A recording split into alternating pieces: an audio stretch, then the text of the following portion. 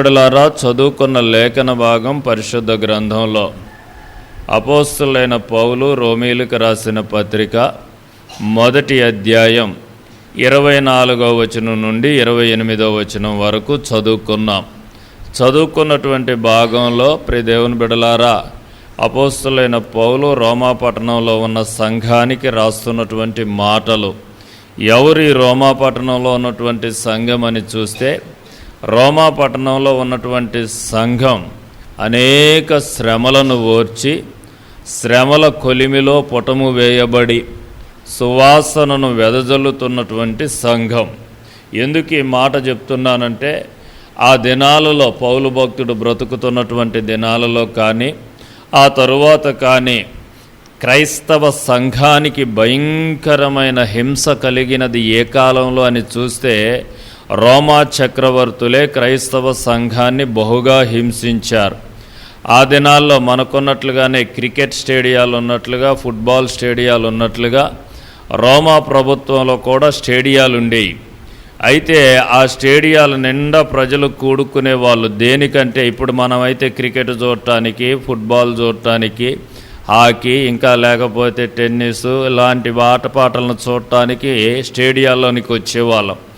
ఆ రోజుల్లో రోమా చక్రవర్తులు ఏం చేసేవాళ్ళంటే, క్రైస్తవ సంఘాన్ని బహుగా హింస పెడుతూ స్టేడియం కింద చుట్టూ కూడా సింహాల గుహలుండేవి. ఆ గుహల కింద సింహాలు ఉండేవి.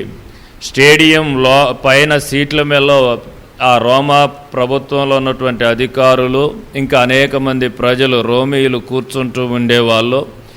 ఈలోగా యేసుక్రీస్తును నమ్ముకున్నటువంటి క్రైస్తవ బిడ్డలను తీసుకొని వచ్చి ఆ స్టేడియం మధ్యలో విడిచిపెట్టి, కొంతమందిని గుంపులుగా కూడా పట్టుకొని వచ్చేసి స్టేడియం మధ్యలో విడిచిపెట్టేసి, ఆటకు ఆడుకునే ఆ స్థలం మధ్యలో విడిచిపెట్టేసి, ఈ చుట్టూ స్టేడియం కింద ఉన్నటువంటి ఆ సింహాల గుహల యొక్క బోనుల యొక్క మూతలు తీస్తే, ఆ సింహాలు హఠాత్తుగా వాటికి ముందు ఒక వారం దినాలు కూడా వాటికి ఏమి తిండి తెప్పల లేకుండా ఎండగట్టేవాళ్ళు.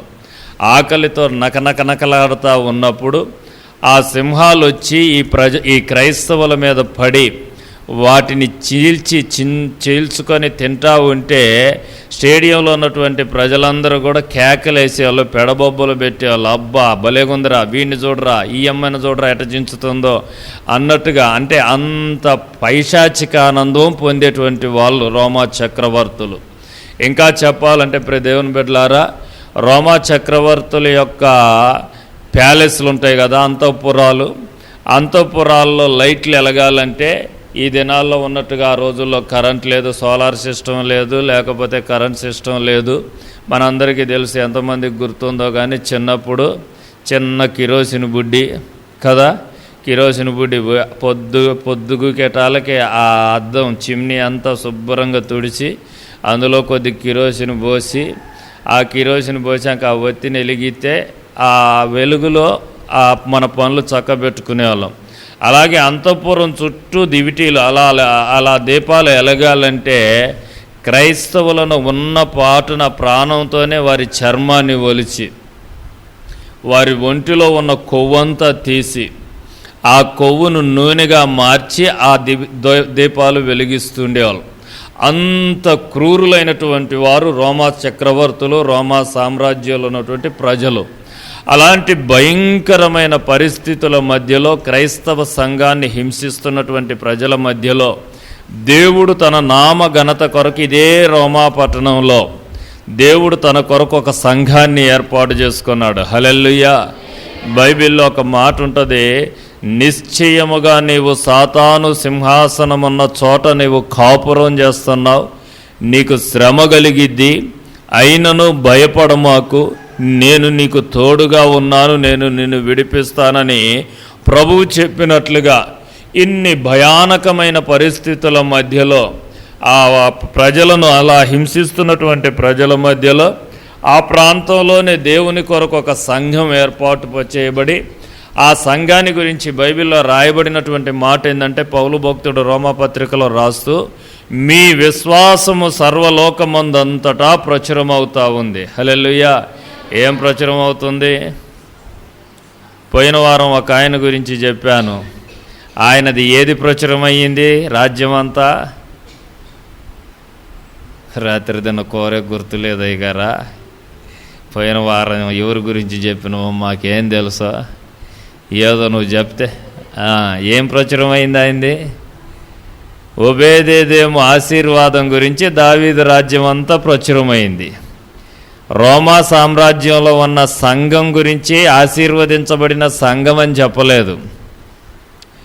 వారి బంగ్లాలు పెరిగాయి, ఆస్తులు పెరిగాయి, అంతస్తులు పెరిగాయి, పొలాలు పెరిగాయి, పంటలు బాగా పండాయని చెప్పలేదు. కానీ వారి విశ్వాసం ఇన్ని కష్టాల మధ్యలో, ఇన్ని శ్రమల మధ్యలో బ్రతికుండగానే చర్మం ఒలిచి కొవ్వును తీసి దివిటీలు వెలిగిస్తూ సింహాలు పీక్కొని తింటుంటే, పోరాడుతూ ఉంటే, బలిసినటువంటి అడవి దున్నలు ఎగిసి పొడుస్తూ ఉంటే, వారి ప్రాణం ఛిద్రమైపోతూ ఉంటే, విరిగిన ఎముకే కానీ విరగని ఎముకే లేదు, బ్రతుకుతామన్న ఆశ లేనటువంటి పరిస్థితుల మధ్యలో ఆ ఊరిలో, ఆ పట్టణంలో ఉన్న సంఘం అంట వారి విశ్వాసం లోకమందంతటా ప్రచురమవుతుందంట. ఎంత విశ్వాసం కలిగినటువంటి వారో! ఇదే రోమాపత్రికలో చివరి అధ్యాయంలో రాస్తూ అంటాడు, మీ విధేయత కూడా లోకమందంతటా తెలియపరచబడతా ఉంది, గణపరచబడతా ఉంది అంటాడు. అంటే ఈ సంఘం ఎలాంటిదంటే, ఒకటి విశ్వాసం కలిగిన సంఘం ఎన్ని కష్టాల మధ్యలో అయినా, ఎన్ని శ్రమల మధ్యలో అయినా ఒక విధేయత కలిగినటువంటి సంఘముగా అన్ని కష్టాలను ఓర్చి, శ్రమలను ఓర్చి, దేవునికే మేము విధేయులం కావాలి, దేవునికే మేము లోబడాలని దేవునికే లోబడుతూ కష్టాల మధ్యలో విశ్వాసాన్ని కాపాడుకుంటూ బ్రతుకుతున్నటువంటి సంఘం. అలాంటి సంఘాన్ని పౌలు భక్తుడు అనేక మార్లు దర్శించుదామనుకున్నాడు. 2 సార్లు ఆ ప్రయత్నం చేశాడు.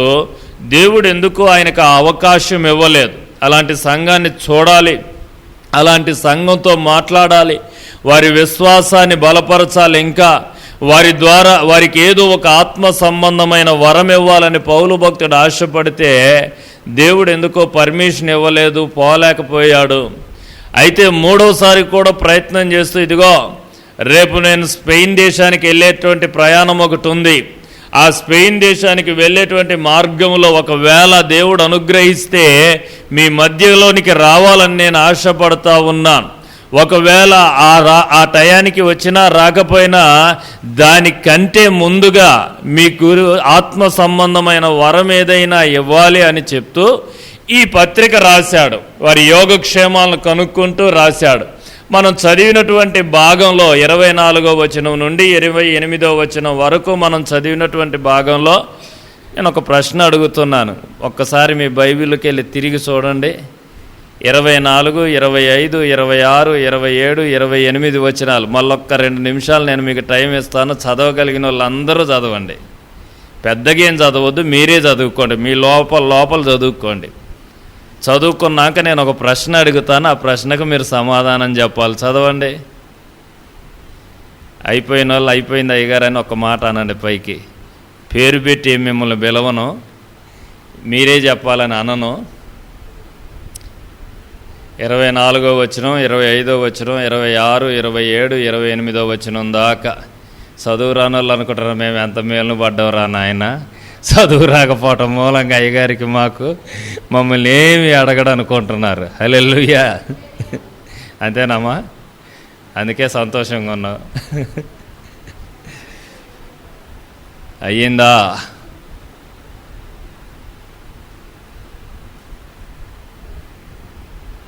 అయ్యిందా?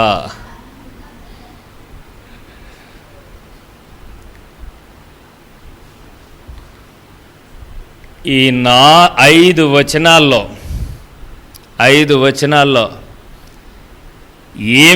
ఏ మాట మీకు ఎక్కువగా కనపడ్డది? ఏమండి చెప్పాలి. ఇంకా సగం చెప్పినావు కానీ పూర్తిగా చెప్పాలి. దేవుడు వారిని అప్పగించెను, దేవుడు వారిని అప్పగించెను, దేవుడు వారిని అప్పగించెను అని చదువుతూ ఉన్నాం. 24వ వచనంలో ఉంది. తమ శరీరములను పరస్పరము అవమానపరుచుకొనుటకు దేవుడు వారిని అపవిత్రతకు ఎవరు అప్పగించారు? దేవుడు అపవిత్రతకు అప్పగించటం ఏంటి?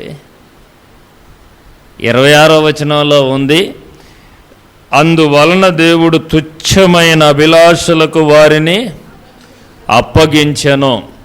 తరువాత 28వ వచనంలో ఉంది, భ్రష్టమైన మనసుకు దేవుడు వారిని అప్పగించెను.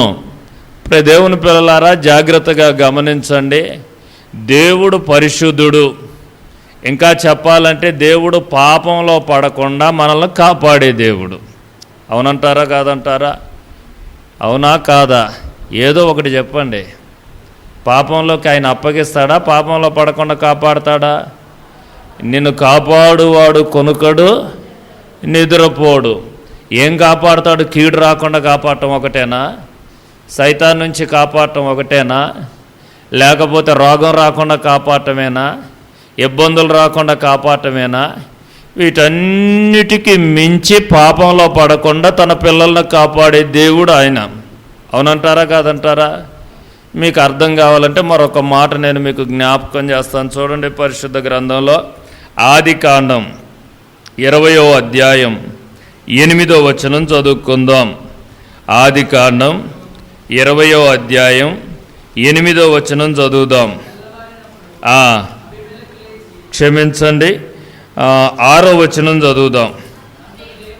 20వ అధ్యాయం ఆదికాండం 6వ వచనంలో చూస్తే, అందుకు దేవుడు, అవును, యథార్థ హృదయంతో నీవు దీన్ని చేసితివి అని నేను ఎరుగుదును. ఈ మాట జాగ్రత్తగా వినండి. మరియు నీవు నాకు విరోధముగా పాపం చేయకుండా ఏం చేసిండంట? నీవు నాకు విరోధంగా పాపం చేయకుండా నేనే అడ్డగించాను. అబీమెలెకు అనేటువంటి ఒక అన్యుడైనటువంటి రాజును గురించి దేవుడు చెప్తున్నాడు, అబ్బాయ్, నువ్వు యథార్థ హృదయంతో దీన్ని చేసినవని నాకు తెలుసు. నీవు పాపం చేయకుండా, నాకు విరోధంగా పాపం చేయకుండా నేనే నిన్ను అడ్డగించాను. నేను అంటాను, అన్యుడైనటువంటి రాజునేమో దేవుడు పాపం చేయకుండా అడ్డగించాడు. ఇప్పుడు మనం చదువుకున్న రోమపత్రికలో ఉన్నటువంటి మాటలు చదువుతుంటే, దేవుడే వారిని అపవిత్రతకు అప్పగించెను, దేవుడే వారిని తుచ్చమైన అభిలాషలకు అప్పగించెను, దేవుడే వారిని భ్రష్టమైన మనసుకు అప్పగించెను. ఇదేంటండి? దేవునిలో ఇన్ని లక్షణాలు ఉంటాయా? ఎవరిలో? దేవుని రక్తంలో కడగబడినటువంటి వారు, దేవునికి పరిశుద్ధమైన జనాంగంగా ఉండటానికి పిలువబడినటువంటి వారు, దేవుని సొత్తు అయినటువంటి ప్రజలు. దేవుని సొత్తు అయినటువంటి ప్రజలనేమో అపవిత్రతకు అప్పగించాడట. తుచ్చమైనటువంటి అభిలాషలు అంటే స్వాభావిక ధర్మాన్ని విడిచిపెట్టి హేయమైన కార్యాలు చేయటానికి, అపవిత్రమైన కార్యాలు చేయటానికి, మనసులో తుచ్చమైనటువంటి పాపపు ఎచ్చలు పుడితే వాటిని చేసుకునేటట్లుగా వారిని ఆ తుచ్చమైనటువంటి అభిలాషలకు అప్పగించి భ్రష్టమైనటువంటి మనసుకు అప్పగించాడు అని అంటాను. ప్రియ దేవుని బిడ్డలారా, దీనికోసమేనా దేవుడు వారిని రక్తం ఇచ్చి కొన్నది? దీనికోసమేనా దేవుడు ఆ పరలోక వైభవాన్నంతా విడిచిపెట్టి, ఆ మహిమనంతా విడిచిపెట్టి 33.5 సంవత్సరాలు ఈ భూమి మీద అనేక కష్టాలు, నష్టాలు, శ్రమలు, అవమానాలు, నిందలు, వేదనకరమైన దూషణలు, మాటలు భరించి రక్తమిచ్చి కొనుక్కున్నటువంటి ఆ పిల్లలను గురించి దేవుడు చెప్తున్నాడు. నేనే వారిని అప్పగించాను, నేనే వారి భ్రష్ట మనసుకు అప్పగించేశాను, నేనే వారిని తుచ్చమైన అభిలాషలకు అప్పగించేశాను, పాపపు కార్యాలకు అప్పగించాను, నేనే వారిని అపవిత్రతకు అప్పగించాను. నేను అంటాను, ప్రియ దేవుని బిడ్డలారా, ఈ దినాన దేవుని సన్నిధిలో చాలాసార్లు మన కుటుంబాలను చూస్తూ ఉన్నప్పుడు ప్రభు రక్తంలో కడగబడినటువంటి వాళ్ళమే లోకంలో జరగని అపవిత్రత అంతా మన కుటుంబంలోనే జరుగుతూ ఉంది. ఎందుకు? కాపాడాల్సినటువంటి దేవుడు మన పిల్లలను అలాంటి దుర్మార్గపు క్రియలకు అప్పగిస్తూ ఉన్నాడు. ఎందుకు పాపంలో నుంచి రక్షించాల్సినటువంటి దేవుడు ఇలాంటి చెడుతనానికి, అసహ్యకరమైనటువంటి కార్యాలకి, అన్యజనులలో సైతం జరిగినటువంటి నీచమైన కార్యాలు మన ఎంట, మన పిల్లల మధ్యలో, మన కుటుంబంలో జరిగేటట్లుగా దేవుడు అప్పగిస్తా ఉన్నాడు. ఈ పగటి వేళ 5 కారణాలు చెప్పిన మాటలు నేను ముగిస్తాను. ఒకటి, ఎందుకు అప్పగిస్తా ఉన్నాడంటే చదువుదాం చూడండి. రోమాపత్రిక 1వ అధ్యాయం 21వ వచనం చదువుకుందాం. రోమాపత్రిక 1వ అధ్యాయం 21వ వచనం చదవండమ్మా. మరియు వారు దేవుణ్ణెరిగియు ఆయనను దేవునిగా మహిమపరచలేదు. ఎవరెల్లో? దేవుడు తెలియని వాళ్ళ, దేవుణ్ణి ఎరగనోళ్ళ, దేవుడెవరో రుచి చూచి ఎరిగినటువంటి వారే. వారు దేవుణ్ణి ఎరిగియు దేవుణ్ణి మహిమపరచలేదు. దేవుణ్ణి మహిమపరచలేదు. ఇంకా కొంచెం ముందుకు వస్తే అంటాడు, ఆయనకు కృతజ్ఞతాస్తుతులు చెల్లించలేదు. అంటే దేవుడేంటో తెలుసు, దేవుని శక్తి ఏంటో తెలుసు, అదృశ్యుడైన దేవుని లక్షణాలేంటో తెలుసు, ఆయన నిత్య సంకల్పం తెలుసు, ఆయన ఉద్దేశాలు తెలుసు. ఆ దేవుడు ఏం చెయ్యగలడో, ఏం చేస్తున్నాడో అన్నీ ఎరిగినా దేవుణ్ణి దేవునిగా మహిమపరచట్లేదట, కృతజ్ఞత కలిగి బ్రతకట్లేదట. చేసిన మేలును మరిచిపోయే వారిగా ఉన్నారు. దేవుణ్ణి మహిమపరచాల్సినటువంటి వారు దేవుడు తెలియనోడు మహిమపరచట్లేదంటే వదిలే. కానీ దేవుడు ఏంటో తెలిసి, దేవుని గుణలక్షణాలు తెలిసి, దేవుని యొక్క స్వభావం తెలిసి, దేవుని యొక్క కార్యాలు ఎరిగి దేవుణ్ణి మహిమపరచాల్సిన వాళ్ళు దేవుణ్ణి మహిమపరచకుండా, ఆయనకు కృతజ్ఞతాస్తుతులు చెల్లించకుండా వారి జీవితంలో మీరు అనొచ్చు, అయ్యా దేవుని మహిమపరచడం అంటే మేము మహిమపరుస్తున్నాం కదా, వారం వారం మందిరానికి వస్తున్నాం, ఉపవాస ప్రార్థనలు అంటే వస్తున్నాం, లేకపోతే సంపూర్ణ రాత్రి ప్రార్థనలు అంటే వస్తున్నాం, ఆల్ నైట్ ప్రేయర్లు, విజ్ఞాపన ప్రార్థనలు, కుటుంబ ఆరాధనలు దేన్ని విడిచిపెట్టకుండా వస్తున్నాం, అన్నిటిలో పాలు పంపులు పొందుతున్నాం. నిజమే, అన్నిట్లో పాలు పంపులు పొందుతున్నాం, అన్నిట్లో ఏకీభవిస్తున్నాం. కానీ దేవుడు చేసిన మేలుకు ఎంత కృతజ్ఞత కలిగి నీ జీవితంలో బ్రతుకుతా ఉన్నావు? నీ జీవితం ద్వారా దేవుని ఎంత మహిమపరుస్తున్నావు? దేవుని ఎంత ఘనపరుస్తూ ఉన్నావు? నీ జీవితంలో, నీ బ్రతుకులో దేవుడికి ఏ స్థానం ఇస్తా ఉన్నావు? ఆయన చెప్పినట్లుగా బ్రతుకుతున్నావా? ఆయన ఆధిపత్యానికి, ఆయన అధికారానికి నీ బ్రతుకులో లోబడి బ్రతుకుతా ఉన్నావా? దేవుడు దేవుడయ్యా, ఆయన ఒక మూలన ఉంటాడు. నేను అంటాను, ఈరోజు మన ఇల్లు దేవునికి ప్రతిష్ఠించబడ్డాయి. ఈరోజు మన ఇంట్లో యాడి పోయినా బైబిల్ కనపడుతుంది, గోడల నిండా వాక్యాలు కనపడతాయి. ఏ మీటింగ్కి పోయినా పోస్టర్లు కొనుక్కొచ్చుకొని గోడల నిండా పెట్టుకుంటాం, అన్నీ చేస్తూ ఉన్నాం. ఎవరయ్యా అంటే లోకంలో ఉన్న వాళ్ళు మనల్ని అంటారు. మన ఇల్లు చూసినప్పుడు, మనల్ని చూసినప్పుడు వీళ్ళు దేవుని బిడ్డలరా అంటా ఉన్నారు. కానీ మన అంతరంగంలో దేవుని మీద చేసే తిరుగుబాటు, మన అంతరంగంలో దేవుడు లేడన్నట్లుగా బ్రతుకుతున్నట్లు, దేవుడు చూడట్లేదులే అన్నట్లుగా బ్రతుకుతున్నట్లు, ఆదివారం గుడిలో దేవుడు చూస్తున్నాడు అనుకుంటున్నాం. కానీ మనం వెళుతున్న ప్రతి స్థలములో, అది పని చేసే స్థలం కానీ, ఉద్యోగం చేసే స్థలం కానీ, వ్యాపారం చేసే స్థలం కానీ, లేకపోతే మన కోరికలను తీర్చుకోవడానికి పరుగులెత్తుతున్నటువంటి ఏ స్థలమైనా అక్కడ దేవుడు ఉన్నట్లుగా బ్రతుకుతా ఉన్నామా? దేవుడికి భయపడే బ్రతుకుతా ఉన్నామా? ఆ స్థలంలో కూడా దేవుణ్ణి మహిమపరచగలిగినట్లుగా మన ప్రవర్తన ఉంటుందా?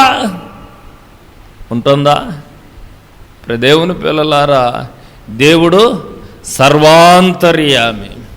మాటలైతే చెప్తాం, ఆయన కంటికి మరుగైంది ఏది లేదయ్యా, సర్వ సృష్టాన్ని నువ్వు చూస్తున్న దేవుడవయ్యా అని చెప్తున్నాం. ఒక్క మందిరంలో తప్ప బయట ఎక్కడ చూసినా కూడా దేవుడు నన్ను చూడట్లేదు అన్నట్లుగానే బ్రతుకుతున్నాం. మనం దేవుణ్ణి మహిమపరిచే వాళ్ళమేనా? దేవుణ్ణి ఘనపరుస్తున్నటువంటి వాళ్ళమేనా? దేవుడు వారిని అపవిత్రతకు అప్పగించాడంటే, ఎందుకు అపవిత్రతకు అప్పగించాడంటే, వారు తమ దేవుణ్ణి ఎరిగియుండి ఆయన మంచితనం తెలుసు, ఆయన కోపము తెలుసు. అవునా కాదా? మనకు తెలుసా తెలియదా? ఆయన ఎంత మంచోడో, ఆయన ఎంత నీతిమంతుడో, ఎంత ప్రేమ కలిగినోడో. అదే సమయంలో ఆయన దహించగ్ని. తెలుసా తెలియదా ఇది మనకి? ఎంతసేపటికి ఆయన ప్రేమను గుర్తు చేసుకుంటున్నాం. కానీ ఒకవేళ నేను ఇలాంటి దుష్కార్యం చేస్తే నా దేవుని ఎదుట నేను ఎలాగూ నీతిమంతుడనవుతాను, నా దేవుని ఎదుట ఎలాగూ నేను నీతిమంతురాలుగా బ్రతుకుతానని ఆ భయం కలిగి మన భక్తి జీవితంలో దేవుణ్ణి మహిమపరుస్తున్నామా? మహిమపరుస్తున్నామంటారా? నిజంగా అలాంటి మహిమపరిచే స్థితి మన జీవితంలో ఉంటే మన పిల్లలు ఎన్నటికీ అపవిత్రతకు అప్పగించబడలేరు. మన కుటుంబాలు అపవిత్రపరచబడలేవు. మనం అపవిత్రతకు అప్పగించబడలేం. ఎందుకు అపవిత్రతకు అప్పగించబడుతున్నాం అంటే, దావీదు తప్పిపోనంత కాలం తన కుటుంబం ఏ అపవిత్రతకు చోటు లేదు. ఉందా?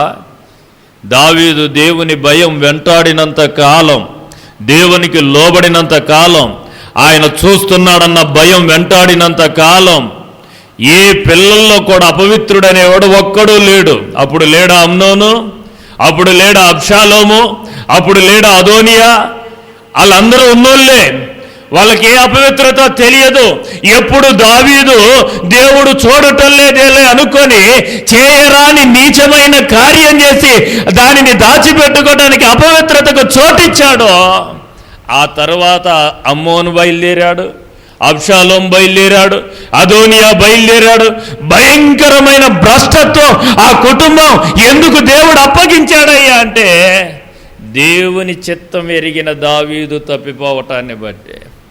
దేవుణ్ణి ఎరిగి ఉండి కూడా దేవుడు అంటాడు 11వ అధ్యాయం 12వ అధ్యాయం 2వ సమూయేలు గ్రంథం చదువుతా ఉంటే, నాకంటే ఆ అమ్మనే ఘనమైందిగా ఎంచేసి నువ్వు నన్ను పక్కకు నెట్టేసి ఆమెను కోరుకున్నావు కదా, నువ్వు కావాలంటే నేను ఇయ్యనా?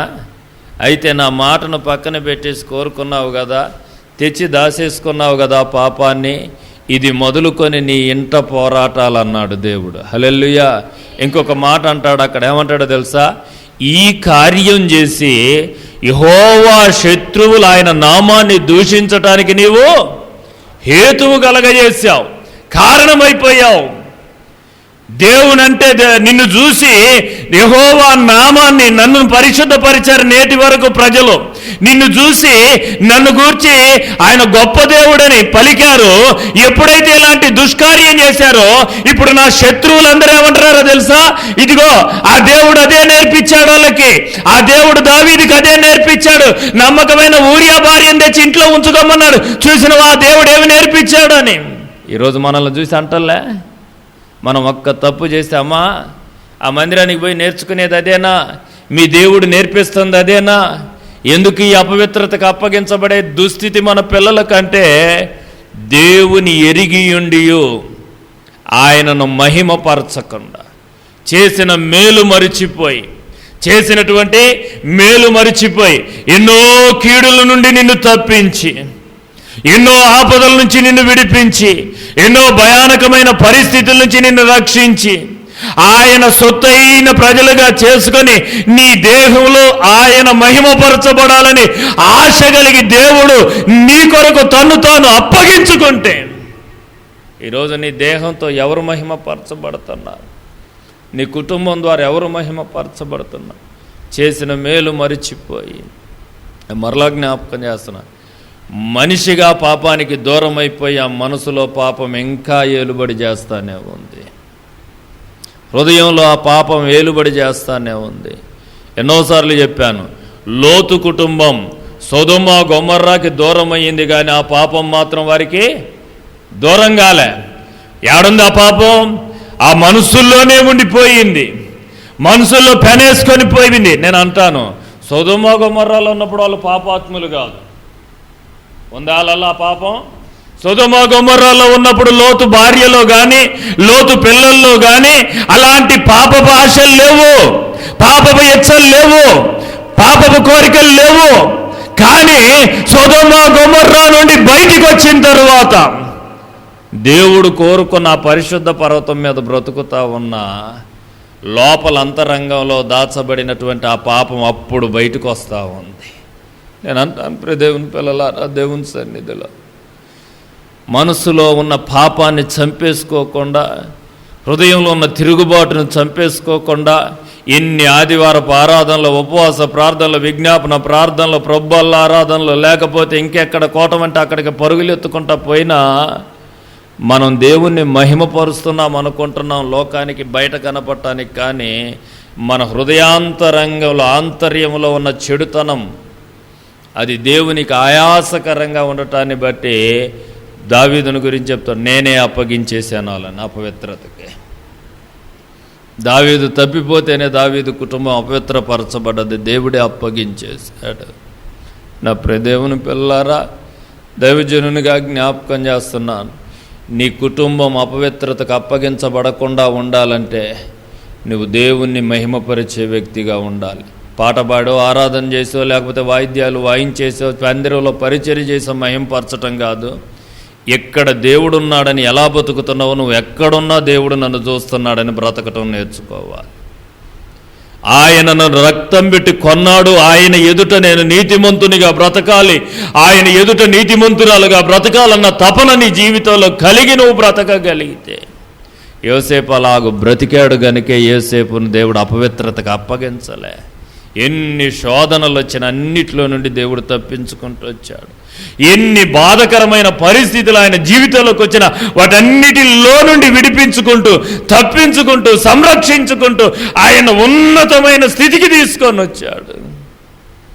దేవుని బిడ్డలారా, మొదటి కారణం దేవుడు మనల్ని అపవిత్రతకు అప్పగించటానికి మొదటి కారణం, వారు తమ దేవుణ్ణి ఎరిగియుండి ఆయన్ని మహిమపరచలు. కృతజ్ఞత లేదు. ఒకప్పుడు నేను ఇలాంటి జీవితం నన్ను విడిపించాడు, ఇక నా బ్రతుకు దినాలన్నీ మళ్ళా అలాంటి పాపానికి, అలాంటి చెడు స్వభావానికి, చెడు ఆలోచనకి, చెడు తలంపుకు, చెడు సహవాసాలకు చోటివ్వకూడదు అన్నటువంటి ఆ ఆలోచన మన బ్రతుకులో రాకపోతే దేవుడు మరలా తిరిగి అప్పగిస్తాడు. రెండవ మాట నేను మీకు జ్ఞాపకం చేస్తాను, చూద్దాం. 22వ వచనం చదువుదాం. మొదటి అధ్యాయం 22వ వచనం. వారి అవివేక హృదయము అంధకారమయమాయను, తాము జ్ఞానులమని చెప్పుకొనుచు. ఏమని చెప్పుకుంటున్నారట? మేము జ్ఞానులం, మాకు తెలివి ఉంది, పాపం నుండి ఎలా తప్పించుకోవాలో తెలుసు, వేశ్యల నుంచి ఎలా తప్పించుకోవాలో తెలుసు కదా, అపవిత్రత అంటకుండా ఎలా కాపాడుకోవాలో తెలుసు, మేము జ్ఞానులమని చెప్పుకొనుచు వారు బుద్ధిహీనులైపోయిరి. మీకు మంచి ఉదాహరణ జ్ఞాని అయిన సొలొమోను. ఎవరమ్మా? సొలొమోను జ్ఞానేనా కాదా? ఆయన కంటే ముందు అలాంటి జ్ఞాని లేడు, ఆయన తరువాత కూడా అలాంటి జ్ఞాని ఉండడు. నేను అంటాను, దేవుని బిడ్డలారా, ఆకాశ పక్షుల గురించి రాయగలడు, ఖగోళ శాస్త్రాన్ని గురించి రాయగలడు, పక్షుల గురించి రాయగలడు, పశువుల గురించి రాయగలడు, చెట్ల గురించి రాయగలడు, జంతువుల గురించి రాయగలడు. భూమి మీద ఉన్న సర్వస్వాన్ని గూర్చి ఆయనకు జ్ఞానం ఉంది. ఆయనకు జ్ఞానం ఉండటమే కాదు, సామెతల గ్రంథం చదవండి, చదివితే నా కుమారుడా జ్ఞానివై నీ దేవుని సంతోషపెట్టు అని ఎన్ని మార్లు పలుకుతాడో. నీ తల్లి ఉపదేశాన్ని అంగీకరించు, నీ తండ్రి ఉపదేశాన్ని అంగీకరించు, వేశ్యల సాంగత్యం చేయొద్దు, వ్యభిచారుల సాంగత్యం చేయొద్దు, దుర్యోచనలకు చోటివ్వద్దు. ఇన్ని హెచ్చరికలు చేసినటువంటి సొలొమోను ఆయనే అంటాడు. చూడండి, 3వ అధ్యాయం సామెతల గ్రంథం 3వ అధ్యాయం 7వ వచనంలో చూస్తే, సామెతల గ్రంథం 3వ అధ్యాయం 7వ వచనంలో చూస్తే, నేను జ్ఞానిని కదా అని నీవు అనుకొనవద్దు, దేవుని యందు భయభక్తులు కలిగి చెడుతనాన్ని విడిచిపెట్టు, అప్పుడు నీ దేహానికి ఆరోగ్యం, నీ ఎముకలకు సత్తువ. ఇలాంటి హెచ్చరికలు ఎన్ని చేశాడో. సామెతల గ్రంథంలో 31 అధ్యాయాల్లో మాటి మాటికి నా కుమారుడా వ్యభిచారానికి దూరంగా ఉండు, తాగుబోతుతనానికి దూరంగా ఉండు, చెడు సహవాసాలకు దూరంగా ఉండు, అపవిత్రమైన మాటలకు దూరంగా ఉండు, చెడుతనానికి దూరంగా ఉండని రకరకాల హెచ్చరికలు చేసినటువంటి జ్ఞాని అయిన సొలొమోను. వేదనకరమైన పరిస్థితి ఏంటో తెలుసా? సొలొమోను గురించి రాయబడినటువంటి మాట, చెడుతనం, పాపం, వ్యభిచారానికి ఎన్ని హెచ్చరికలు చేసిండో చెప్పటానికి ఆయన దగ్గర చాలా ఉన్నాయి, కానీ చేయటానికి ఒక్కటి లేదు ఆయన బ్రతుకులో. ఆయన గురించి బైబిల్లో రాయబడిన మాట చదువుతుంటే గుండెల్లో వేదన కలుగుతుంది. సొలొమోను కామాతురత కలిగినటువంటి వాడై అనేక మందిని ఉంచుకొనుచూ వచ్చానని రాశాడు. ఒక్కలు కాదు, ఇద్దరు కాదు. ఎందుకు ఈ జ్ఞానం? పాపం నుంచి రక్షించాల్సిన జ్ఞానం బుద్ధిహీనునిగా మార్చేసింది.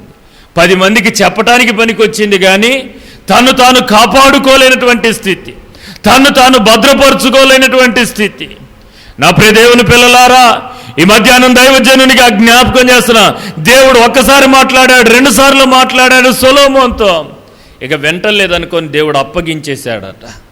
ఇక వీడు వినడం, వీడు బాగుకాడు, వీడు లోబడడు, వీడు అంగీకరించడు. అందరికీ జ్ఞానం గురించి చెప్తాడు, అందరికీ పాపం గురించి చెప్తాడు, అందరికీ వ్యభిచారం చేస్తే ఏం వస్తుందో చెప్తాడు, తాగుబోతుతనం ఉంటే ఏముంటుందో చెప్తాడు, అందరికీ చెప్తాడు. కానీ వాడు మాత్రం అనుసరించడు. లాభం లేదనుకొని అపవిత్రతకు అప్పగించేశాడు, చెడుతనానికి దేవుడు అప్పగించేశాడు. దేవుని పిల్లలారా, ఎంత బాధకరమైన పరిస్థితి. ఎందుకు ఈ జ్ఞానం? దేవుడి దగ్గర జ్ఞానం పొందుకున్నటువంటి వాడు బైబిల్లో ఈ చివరి నుంచి ఆ చివరి దాకా, ముందు నుంచి వెనకైనా వెనక నుంచి ముందుకైనా ఏది ఎక్కడుందో అన్నీ చెప్పగలిగినాం. కానీ పాపం నుండి కాపాడుకోవటం చేతగాట్లే. నేను కాపాడుకోగలను అనుకుంటూనే అదే పాపంలో మాటి మాటికి పడిపోయి దేవుణ్ణి విసిగించేసి దేవుడు అనుకున్నాడు, ఇక వీడు మారడు, ఈ అమ్మ మారదు, ఇక వద్దు అనుకొని ప్రభు అపవిత్రతకు అప్పగించేసినటువంటి దుస్థితి. నా ప్రియ దేవుని పిల్లలారా, దేవుని సన్నిధిలో దైవజనునిగా జ్ఞాపకం చేస్తున్నా. ముమ్మారు దేవుడు చెప్తున్నాడు, ఇదిగో వారిని నేను అపవిత్రతకు అప్పగించేశాను, తుచ్చమైన శరీరాశలకు, తుచ్చమైనటువంటి వాటికి అప్పగించేశాను, అభిలాషలకు అప్పగించేశాను, భ్రష్టమైన మనసుకు అప్పగించాను. ఎందుకయ్యా అంటే, ఒకటేమో దేవుణ్ణి ఎరిగి దేవుణ్ణి మహిమపరచలేదు, దేవునికి కృతజ్ఞతాస్తుతులు చెల్లించలేదు, కృతజ్ఞత కలిగి బ్రతకలేకపోయారు. రెండవది, నేను జ్ఞానిని కదా అనుకుంటూ దేవుని యందు భయభక్తులు కలిగి చెడుతనాన్ని విడిచిపెట్టాల్సినోడు చెడుతనాన్ని విడిచిపెట్టలే. నేను జ్ఞానిని కదా అనుకుంటూ జ్ఞానం కలిగి ఉంది, నేను తల్లిదండ్రులను మ్యానిపులేట్ చేస్తున్నాను, తల్లిదండ్రులను మాయ చేస్తున్నాను, అమ్మ నాన్న మోసం చేస్తున్నా, ఎవరినో మోసం చేస్తున్నాను. కానీ ఎవరిని మోసం చేయట్లేదు, నీకు నువ్వు మోసం చేసుకుంటున్నావు. సొలొమోను అందరికీ చెప్పగలిగాడు, జ్ఞాని అని పేరు సంపాదించుకున్నాడు. లోకంలో అన్నిటి గురించి, పాపం జ్ఞాని అయిన సొలొమోను గురించి చదివితే నాకు అనిపిస్తుంది, బూదిగంతాల నుండి రాజులు వచ్చేవాళ్ళంట ఆయన జ్ఞానపు మాటలు వినటానికి. కానుకలు తెచ్చి అప్పించాలట ఆయన మాటలు విని. ఆ బోధిని పోయి ఇంతింత బంగారం, ఇంతింత వెండి, టన్నులు తీసుకొచ్చి అప్పగించిపోయేవాళ్ళట. ఏవైనా రక్షించగలిగినయా? ఏవైనా కాపాడగలిగినయా? ఆ మాట చదువుతున్నప్పుడు, మాట్లాడుతున్నప్పుడు గుండెల్లో ఒక కత్తి తీసుకొని పొడిసినట్లుగా కామాతురత కలిగినటువంటి వాడై సొలొమోను అనేక మందితో ఇష్టం వచ్చినట్లుగా,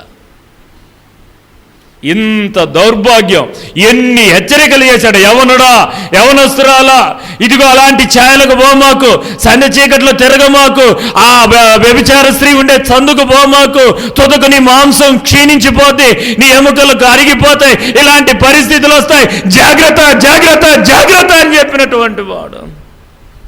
ఆ జ్ఞానమే తనను ఉప్పొంగ చేసి నేను అనుకుంటాను, యాడికి పోయినా నేను కాపాడుకోగలను. నేను అంటాను, మనుషులు మన చేత కాదు, మనం కాదు కాపాడుకునేది, ప్రభు చేతికి అప్పగించుకొని ఆయన మార్గాలను అనుసరిస్తేనే మనల్ని కాపాడుకోగలుగుతాం. ఎందుకు దేవుడు వారిని అపవిత్రతకు అప్పగించిందంటే, మేము జ్ఞానులం, మేము ఎక్కడ ఆపాలో తెలుసు, ఎక్కడ మొదలు పెట్టాలో తెలుసు, ఎక్కడ ఆపాలో తెలుసు. నేను ఎరుగుదును తాగుబోతులు కొంతమందిని.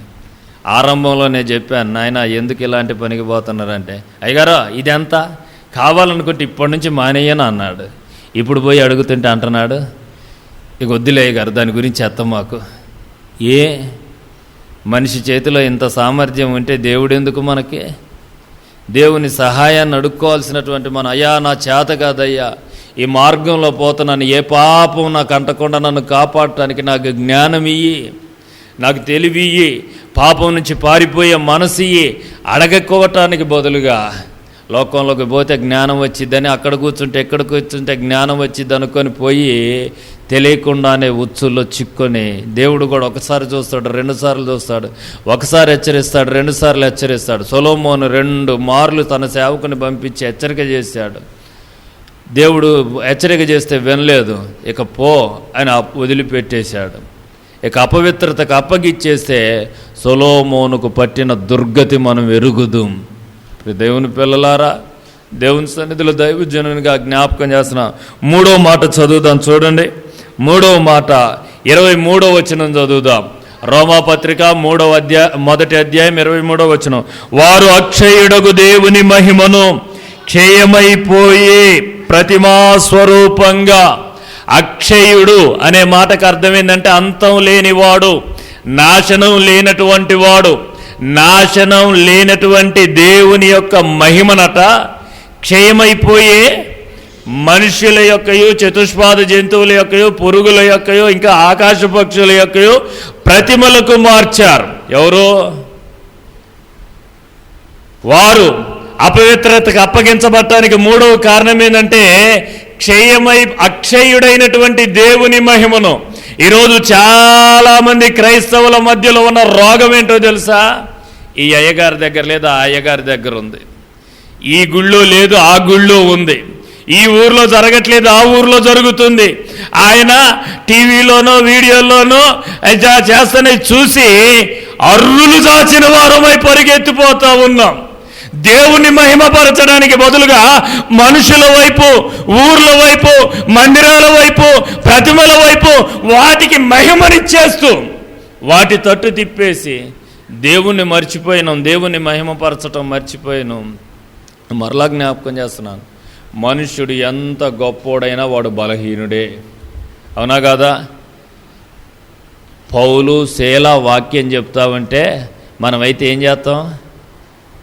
చేస్తామండి? అమ్మో, అంత గొప్ప దైవజనులు మామూలులా చచ్చిన వాళ్ళని లేపారు. నీడలు తగిలితే స్వస్థతలు వచ్చినాయి, నడికట్లు తగిలితే స్వస్థతలు వచ్చినాయి. అలాంటి వాళ్ళు చెప్తే వినొద్దా, దాన్ని లోబడొద్దా, దాన్ని అంగీకరించొద్దా అని అనుకోలేదు. కానీ బెరయాలో ఉన్న సంఘం ఇంటికి పోయి పరీక్ష చేస్తుందంట. ఏంటో తెలుసా? చెప్పారు కానీ వాక్యం ఎలాగే చెప్తుందా? దేవుని వాక్యం ఎలాగే ఉందా? అంత పెద్ద సేవకులు చెప్పినా కూడా వాళ్ళు ఏం ఆధారం చేసుకున్నారంటే వాళ్ళ మాటలను ఆధారం చేసుకున్నారు. మనిషి ఎంత పెద్దోడైనా వాడు కాదు మాకు గురి, దేవుని వాక్యమే మాకు గురి. అక్షయుడైన దేవుని మహిమను క్షయమైపోయే వస్తువుల మీదకి, క్షయమైపోయేటువంటి మనుషుల మీదకి, క్షయమైపోయేటువంటి మందిరాల మీదకి. నేను మరలా చెప్తున్నాను, ప్రియ దేవుని బిడ్డలారా, శృంగార దేవాలయం ఏడుంది? మా ఊరిలో లేదయ్యా అన్నట్టుగా ముఖం అట్ట పెట్టేసినవి ఎందుకు? బైబిల్లో ఉందా ఆ పేరు? ఏడుంది? అపోస్తల కార్యాల గ్రంథం 3వ అధ్యాయంలో చూస్తే శృంగారం అనే దేవాలయానికి ఏముందట?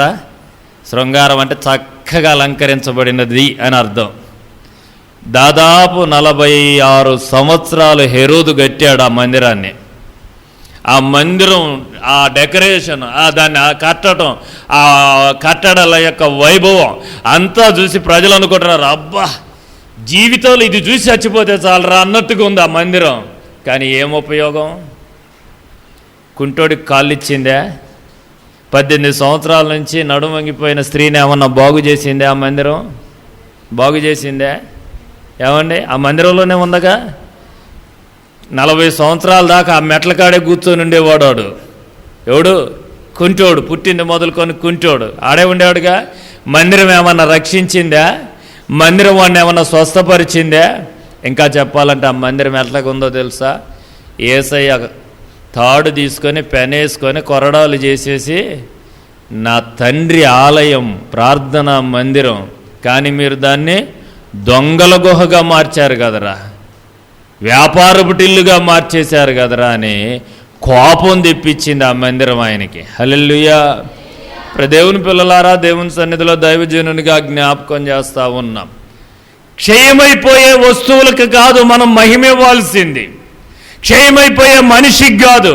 అప్పుడప్పుడు కొంతమంది లేచి సాక్ష్యం చెప్తున్నారు, అయ్యగారు ప్రార్థన చేస్తే ఇట్లా జరిగిందంటే కూడా నాకు గుండెల్లో భయం అయ్యిద్ది, అయ్యగారు చెప్పాడు నేను చేశానంటే కూడా నాకు అదురు పుట్టిద్ది, ఓరు నాయన వీళ్ళు నా మీద పడుతున్నారు, దేవుడు నా మీద పడతాడో ఏమో అని నాకు భయం. హల్లెలూయా. మనుషులకు కాదు మహిమ ఇవ్వాల్సింది, అక్షయుడైనటువంటి దేవునికి చెందవలసిన మహిమను. ఈరోజు అంత పెద్ద అక్క చేసింది, మనం చేస్తే తప్పే ఉంది. అంత పెద్ద అయ్యగారు చేసిండు, మనం చేస్తే తప్పే ఉంది. మనుషుల తట్టు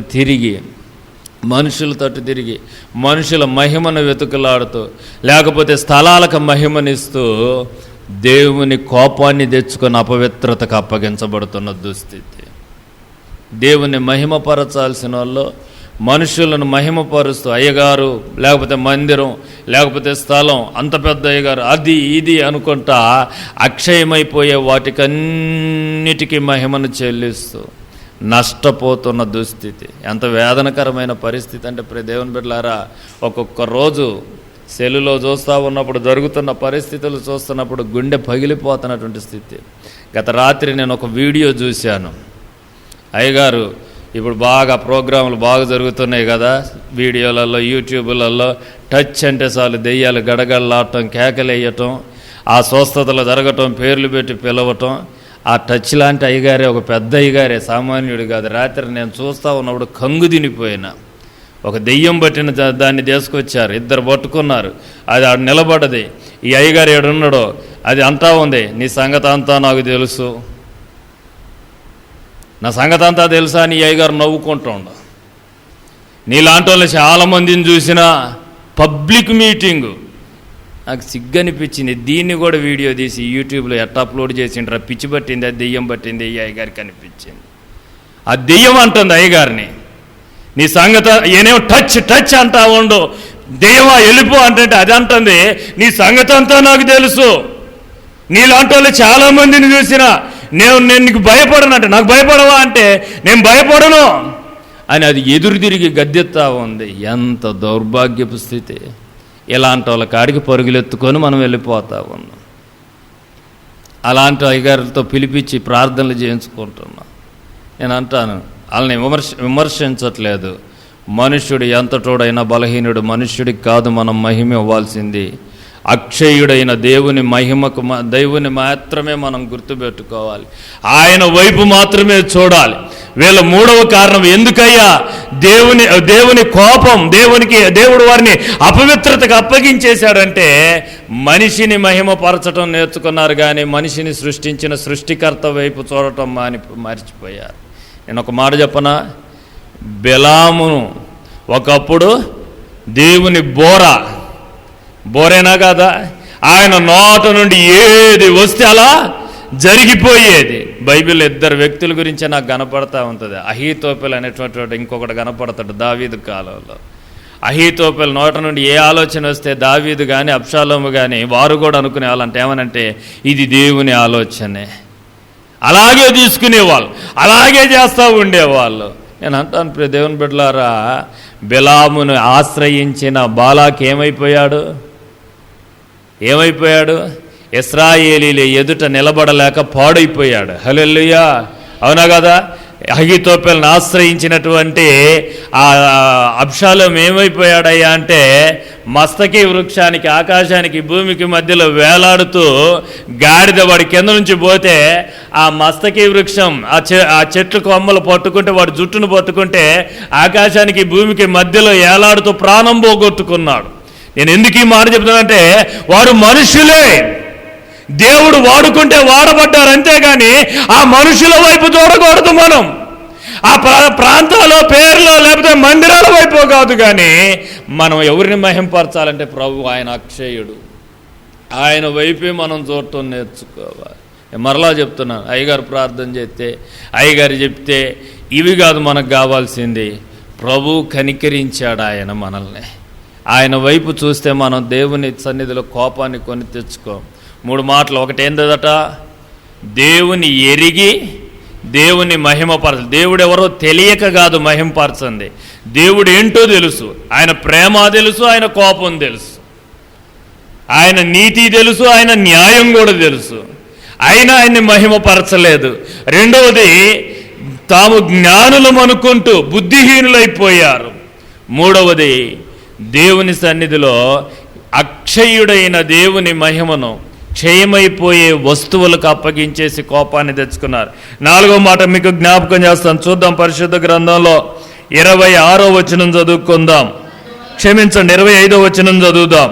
అటివారు దేవుని సత్యమును అసత్యమునకు మార్చి సృష్టికర్తకు ప్రతిగా సృష్టమును పూజించి సేవించిరి. ఎట్టివారు? ఎవరిని దేవుడు తుచ్చమైన అభిలాషులకు అప్పగిస్తాడంటే వారిని గురించి దేవుడు చెప్తున్నాడు. సత్యమును అసత్యమునకు మార్చేసి, నిజాన్ని అబద్ధం చేసేసి, సత్యమనగా దేవుని వాక్యానికి కొన్ని కలిపి కొన్ని చెరిపి. హల్లెలూయా. నేను ఒక మాట చెప్తాను, దేవుడు చేసింది ఎంత, మనం చెప్పుకునేది ఎంత. ఇంకా చెప్పాలంటే మనం కొద్దిగా ప్రార్థన చేస్తే దేవుడు కార్యం చేస్తే నేను ఎంతో ప్రార్థన చేశానని చెప్పుకోవటం, ఎంతో ఉపవాసం ఉన్నాను, కన్నీళ్ళు అన్నపానాలు మానేసి ఉపవాసం ఉన్నానని చెప్పుకుంటాం. నేను అంటా, దేవుని బిడ్డలారా, మన సాక్ష్యాల్లో అబద్ధం ఉండకూడదు, మన బోధలో అబద్ధం ఉండకూడదు, మన ప్రవర్తనలో అబద్ధం ఉండకూడదు. దేవుడు అంటున్నాడు, సత్యాన్ని అసత్యానికి మార్చి సృష్టికర్తను విడిచిపెట్టి సృష్టాన్ని పూజిస్తూ. పౌలు భక్తుడే అంటాడు, చూడండి, రోమాపత్రికలోనే 3వ అధ్యాయం 7వ వచనం చదువుదాం. రోమాపత్రిక 3వ అధ్యాయం 7వ వచనం. దేవునికి మహిమ కలుగునట్లు నా అసత్యము వలన, నా అబద్ధం వలన. ఏంటది? దేవునికి మహిమ వచ్చునట్లుగా నా అబద్ధం వలన దేవుని సత్యం ప్రబలమైతే నేను తీర్పులో నిలబడాలి కదా. నేను చెప్పిన అబద్ధ సాక్ష్యం వల్ల ఒకవేళ ప్రజలు రక్షణ పొందొచ్చు, ప్రజలు దేవుని దగ్గరికి రావచ్చు, ప్రజలు దేవుని సత్యం ప్రబలొచ్చు, కానీ అబద్ధం ఆడినందుకు నేను మాత్రం తీర్పులో నిలబడాలి. ఓ మాటన దేవుని పిల్లలారా, దేవుని సన్నిధిలో మనం ఒక మాట మాట్లాడుతున్నా, ఒక సాక్ష్యం చెప్తున్నా, ఒక పాట పాడుతున్నా, ఎవరికైనా దేవుని గురించి ప్రకటిస్తూ ఉన్నా ఉన్నది ఉన్నట్టుగా చెప్పాలి, కానీ దానికి ఇంకొంచెం తాలింపేసి మసాలా దట్టించి, అంతేనాక్క అన్నం ఎందుకు? అందరూ వంటలక్కలేలే, నువ్వు ఒక్కదానివే కాదు. హల్లెలూయా. అవునా కాదా? జరిగింది కొంత, చెప్పుకునేది ఎంత. నేనెంతో ప్రార్థన చేస్తే దేవుడు నన్ను కనికరించింత చేసిండు అని మన అబద్ధం వలన దేవుని సత్యం ప్రాబ్లం కాకూడదు. ఏది చేస్తే అదే చెప్పు, దానికి ఇంకా కలపాల్సిన అవసరం, చెరపాల్సిన అవసరం ఏమీ లేదు. ఎప్పుడైతే అబద్ధాలతో దేవుని మహిమపరుస్తున్నాను అనుకుంటామో సాతాను వెంటనే అనుకునిద్ది అనమాట, అబ్బా ఈడ అబద్ధం ఆడతండ్రా, దొరికింది నాకు ఛాన్స్ అని. నేను ఒక మాట చెప్పనా, ఆదాము అవ్వలను ఏదేను వనంలో ఉంచినప్పుడు దేవుడు ఈ తోటలో ఉన్న పండ్లన్నీ నిరభ్యంతరంగా తినొచ్చు, తోట మధ్యలో ఒక చెట్టు ఉందిరా బాబు, దాని పండ్లు మాత్రం తినొద్దు అన్నాడు. అంతేనా? ముట్టొద్దు అన్నాడా? ముట్టొద్దు అన్నాడా అనలేదా? అమ్మా, ఒకళ్ళు అంటున్నారు, ఒకళ్ళు అటు ఇటు కాకుండా ఊపుతున్నారు, నేనేమనుకోవాలా?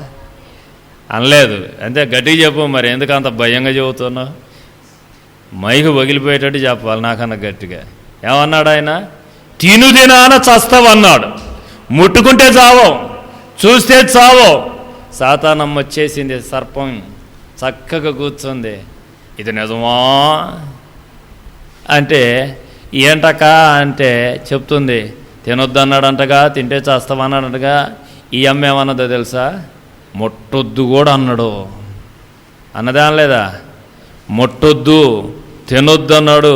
ముట్టి తింటే చస్తావన్నాడు. సాతానికి దొరికిపోయింది. అబ్బా, అక్క అబద్ధం చెప్పింది, ఇది నా బిడ్డేరా అనుకొని.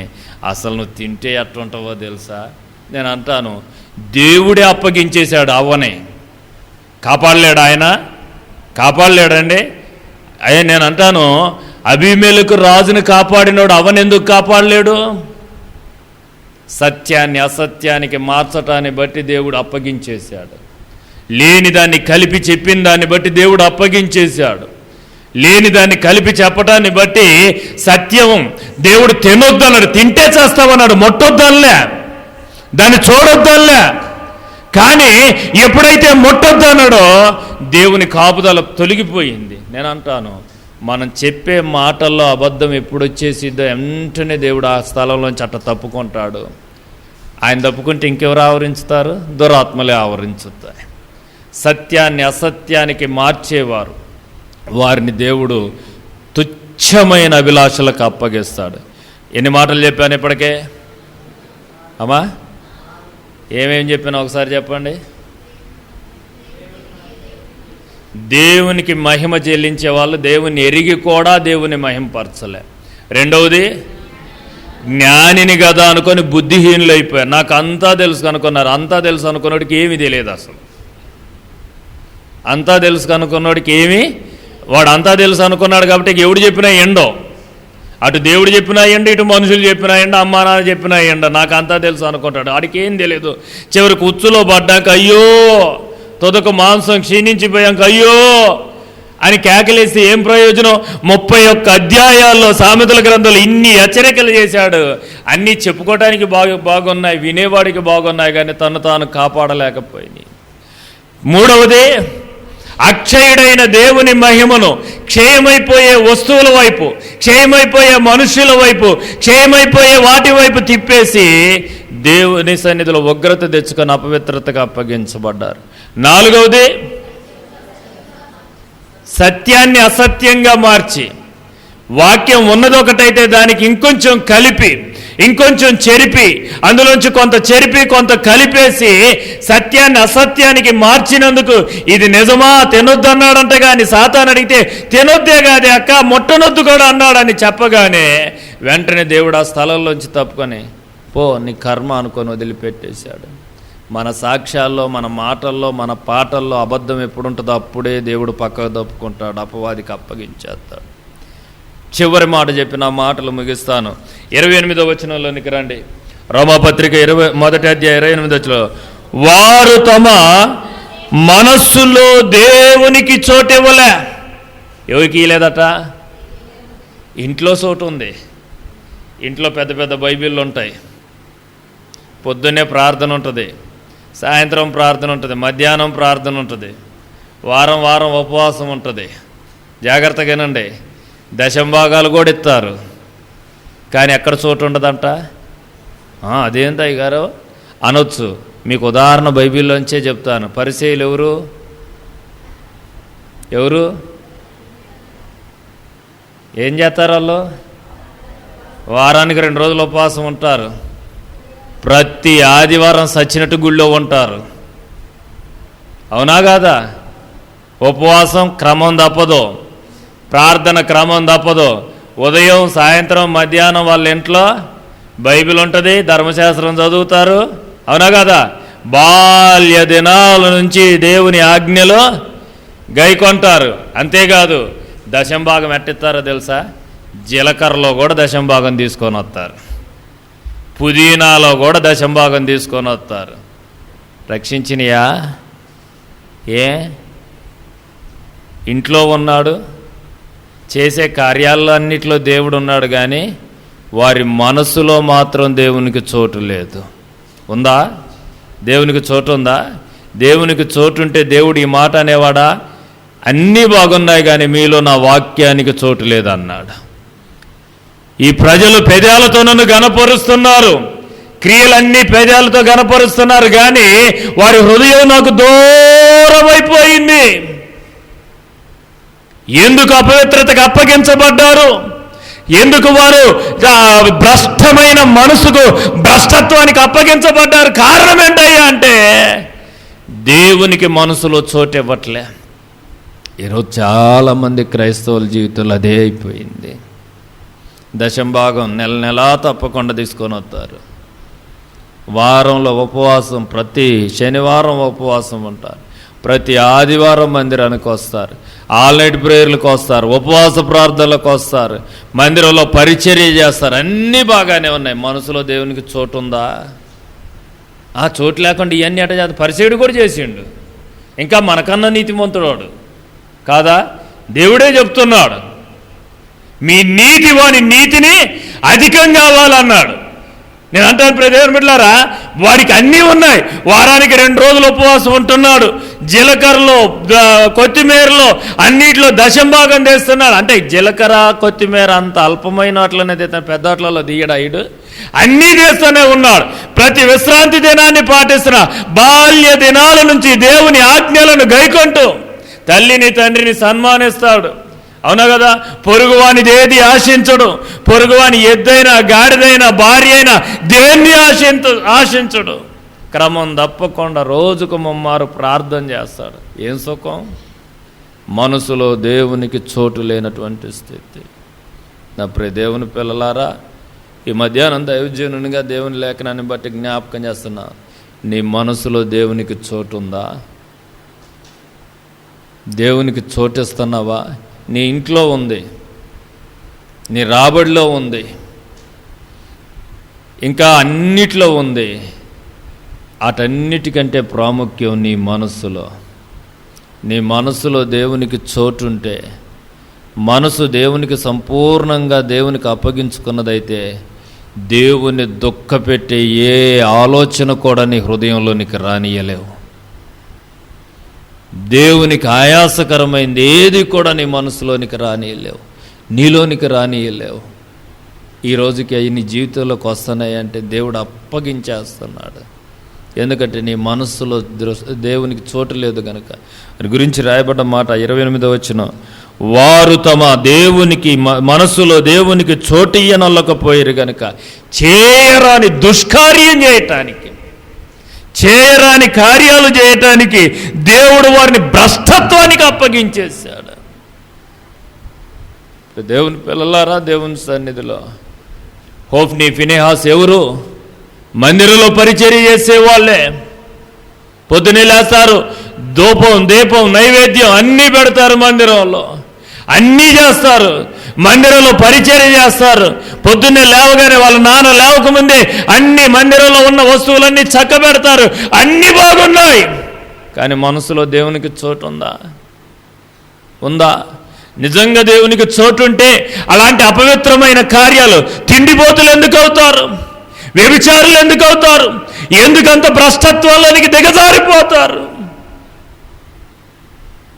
ఈరోజు మనసులో ఏవేవో ఉన్నాయి కానీ దేవునికి చోటు లేనటువంటి దుస్థితి.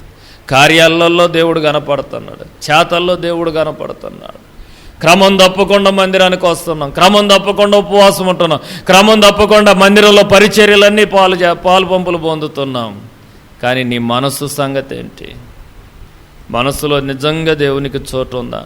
చెప్పొచ్చు, మనసులో చోటు లేకుండా ఇవన్నీ చేస్తాను కదా. ఇవన్నీ ఎట్లా చేస్తున్నానంటే పరిసయుడు కూడా చేసిండు. చేయలేదా? నీకన్నా ఎక్కువ చేసిండాడు, నీకన్నా ఎక్కువ చేసిండాడు. వారానికి 2 రోజులు ఉపవాసం ఉన్నాడు, రాబడి అంతట్లో దశంభాగం ఇచ్చాడు. ఎక్కడ పరాయి పొరుగోడిది ఏది ఆశించలేదోడు. 31వ వచనం నుండి చదివితే దేవుడు అంటాడు, వీరు పెదాలతో నన్ను గణపరుస్తున్నారు కానీ వారి మనసులో నాకు చోటు లేదు. చోటు లేదు కాబట్టి రాళ్ళు తీసుకొని కొట్టి చంపడానికి కూడా వెనకకు తీయాలి. చోటు లేదు కాబట్టి కొరడాలతో కొట్టడానికి, లేకపోతే నాగటి చాలలాగా ఆయన వీపు దున్నటానికి, భారమైన సిలువను మోపించడానికి ఎవరెల్లో? దేవుని నెమ్మడించిన వాళ్ళు కాదా? వారానికి 2 దినాలు ఉపవాసం ఉన్న వాళ్ళు కాదా? రాబడి అంతట్లో దశంభాగం ఇచ్చిన వాళ్ళు కాదా? ఏ వ్యభిచారం ఏ దొంగతనం చేయకుండా తమను తాము ప్రతిష్ఠించుకొని దేవుని కోసమే బ్రతుకుతున్నామని తీర్మానం చేసుకున్న వాళ్ళు కాదా? మనసులో దేవునికి చోటు లేదు కాబట్టి ఏ వీధుల్లో ఆయన్ని స్తుతించారో అదే వీధుల్లో కొట్టుకుంటూ అవమానపరుస్తూ ఈడ్చుకుంటూ తీసుకొని పోయి సమాధి చేసి సిలువకి కొట్టి చంపేసిన వాళ్ళు కాదా? ఏ వీధి గుండా అయితే బైబిల్ పట్టుకొని మందిరానికి వస్తున్నాం అదే వీధుల్లో మనం దేవునికి చోటు ఇవ్వకుండా, మన మనసులో దేవునికి చోటు ఇవ్వకుండా దేవుణ్ణి సిలువకేయట్లేదా? మనం ఆ వీధుల్లో ఆయన అవమానపరచట్లేదా? అందుకు కాదా దేవుడు మనల్ని భ్రష్టత్వానికి అప్పగిస్తా ఉంది. ఏ వీధులు గుండా బైబిల్ పట్టుకొని మందిరంలో పరిచర్య చేయడానికి పోతున్నాం అనుకుని బయలుదేరి వచ్చామో, ఏ వీధుల్లో దేవుని పిల్లలమని కొనియాడబడ్డామో, అదే వీధుల్లో మన అపవిత్రమైన కార్యాలను చూసినటువంటి ప్రజలు. ఆనాడు సాక్షాత్తు దేవుని సెలవుకు వేసాము, ఇవాళ ఆయన శారీరకంగా కనబట్టలేదు కానీ రోజు సెలవుకేస్తున్నాం, ఊరేగిస్తా ఉన్నాం ఆయన అవమానం పరుస్తూ. అప్పుడే దేవుని పిల్లలారా, దేవుని సన్నిధిలో దైవజనునిగా జ్ఞాపకం చేస్తున్నా, ఎందుకు వారిని ముమ్మారు అప్పగించేశాను. వాళ్ళ కోసమే ప్రాణం పెట్టాడు ఆయన, రక్తం గార్చాడు ఆయన, స్వరక్తం ఇచ్చి సంపాదించుకున్నాడు ఆయన. నా సొత్తు అయిన ప్రజలని వారి గురించి పరలోకంలో భూమి మీద ఆయన ప్రకటించి ఆయన ముద్రేస్తే, ఆ ముద్రేసినటువంటి ప్రజలు ఈరోజు చేస్తున్నటువంటి కార్యం చూసి విసుగొచ్చేసి అప్పగించేశాడు. భ్రష్టమైన మనస్సుతో, తుచ్చమైన అభిలాషలు, స్వాభావిక ధర్మం విడిచిపెట్టి స్త్రీలకు స్త్రీలే, పురుషులకు పురుషులే అపవిత్రమైన అవాచ్యమైనవి చేయటానికి, అసహ్యమైనవి చేయటానికి, అపవిత్రమైనవి చేయటానికి అప్పగించి. ఇప్పుడు దేవుని పిల్లలారా, ఈ మధ్యాహ్నం దైవజనునిగా జ్ఞాపకం చేస్తున్నా, దావీదు పిల్లలను అప్పగించాడు. దావీదుకు పాపం గుర్తుకొచ్చింది. పరుగులెత్తుకుంటూ వచ్చి యేసయ్య కాళ్ళ మీద పడిపోయాడు. బూడిదలో ధూళిలో కూర్చొని ఏడ్చి కన్నీళ్లు పెట్టి, అయ్యా నా పాపం బాగునట్టుగా నన్ను బాగుగా కడుగని తన పరుపు కొట్టుకొనిపోయేటట్లుగా కన్నీళ్లు గార్చి ప్రార్థన చేస్తే, భ్రష్టమైన ఆ కుటుంబంలోంచి పరిశుద్ధుడైన యేసయ్యను బయటికి తీసుకొని వచ్చాడు దేవుడు. పాడైపోయిన కుటుంబంలో నుండి ఆ దావీదు కుమారుడిని నేను అని పిలిపించుకోవడానికి నా యేసయ్య ఇష్టపడ్డాడు. దానికి కారణం ఏంటో తెలుసా? మూల్యం చెల్లించటానికి దావీదు ఇష్టపడ్డాడు. తన తప్పు తెలుసుకొని పశ్చాత్తాపడ్డాడు. ధూళిలో బూడిదలో కూర్చొని పశ్చాత్తాపడి, నీకు విరోధంగా, కేవలం నీకే విరోధంగా నేను పాపం చేసిన వాడినయ్యా రొమ్ము కొట్టుకుంటూ ఏడిస్తే, పాడైపోయిన ఆ కుటుంబంలోంచి పరిశుద్ధుడైన దేవుడు దావీదు గోత్రపు సింహం, యోధా గోత్రపు సింహంగా ఆ ఇంట్లో నుంచే దేవుడు వచ్చాడు. నా ప్రియ దేవుని పిల్లలారా, దేవుని సన్నిధిలో దైవజనునికి జ్ఞాపకం చేస్తున్నాను, ఈ 5 లక్షణాల్లో ఏ లక్షణం నీ జీవితంలో ఉందో, అందుకే నీ పిల్లలు, నీ కుటుంబం పాడైపోయిన స్థితిలో ఉంది.